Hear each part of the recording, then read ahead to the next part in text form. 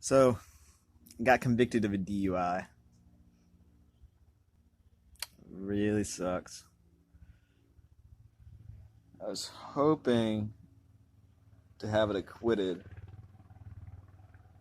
Like the actual date of the incident was over a year ago. I didn't finally get to court until yesterday morning, and that's because it got continued like 6 times. And I appealed the court case originally because there wasn't. I feel like there wasn't enough evidence to convict me because I wasn't even pulled over driving. I was pulled over like a mile away from my car. There was no reference point of the time of like, because I accidentally put my car in a ditch, and it wasn't even because I was like drunk or anything like that. It's because I was speeding and I was driving recklessly without my glasses, and it was raining, and then like the fog got on the window, but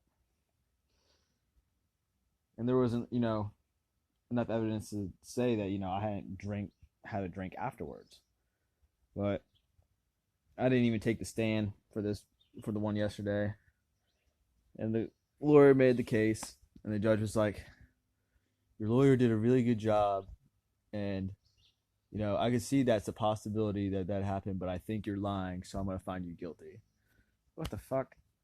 Like, so even though there's doubt, I'm still found guilty. And I used to believe this whole beyond a reasonable doubt thing, but that's not really the way it works in the real world. That's kind of just something that they say. Like, yeah, if he's got to prove it beyond a reasonable doubt. Well, you guys didn't prove it beyond a reasonable doubt because he still had partial doubt. But it's just like, oh well, what really matters is, does the judge believe you, or does the jury believe you? And that's what it really comes down to. Because the cop said I said all these things that I didn't say. Half the things that they said weren't even true. Like, because I don't think they remember the night, really, because it'd been over a year. I think they had a couple little things written down in their notes that they just repeated over and over again.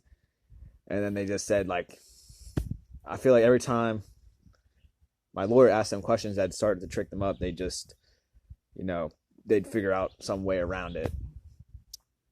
It was a bunch of nonsense. So if you're in that situation, like, I would still go for it, try to do the court. I'd plead not guilty. Like, if you were found like away from your car and you've been drinking afterwards, but I would just defend yourself. I wouldn't get a lawyer. I'd plead your story, tell your story, say it to yourself, like, get a set of questions ready to ask the officers, and then if you don't get it, then you know unless you get jail time, I wouldn't appeal it. I would just do it, because appealing something like the circuit court costs way more money than general district. So if you appeal it, it costs way more money. So I'm just gonna get like butt raped and fines. And the lawyer isn't cheap. Like, the original court reporter lawyer I had was garbage, and he didn't even know how to say anything. Like, it's possible I might have been able to get like it acquitted in general district, but the lawyer I had was terrible. And then we got a different lawyer, and he was a little bit better, but there's still some questions that he should have asked that he didn't. And there's certain ways he should have said things that he didn't, but I didn't defend myself in general district, so I don't really have any room to talk. I should have believed in myself more to try to say something. And even if I got found guilty then, I should have just given up and been like, okay, I'm going to accept this. Because then by now, I'd probably be halfway done with everything. Because here in Virginia, you got to get ignition interlock. You lose your license for a year, and you have 3 months of ASAP. Yeah, it's a 10-week program, so about three months. And if I don't do that because there's a single car accident because I was in a ditch, then it's 3 months in jail. And I'm not trying to spend 3 months in jail because that sounds awful. And then your insurance goes up too, so it's a whole bunch of nonsense. So definitely don't drink and drive. It's not worth it. The only reason I really got into the accident though is because I didn't have glasses and everything like that. And like I said, I was driving too fast. But all in all, it was still all my fault. So I'm gonna have to face the consequences regardless. I mean, it's my fault all this happened. Now, do I feel like they probably should have dropped it and give me like a reckless and a drunken public because that's really all that they could prove that happened? Yeah, I do, because they didn't really have proof. But there's nothing you can really do about that. The whole, like I said, the whole beyond a reasonable doubt thing, that's not true.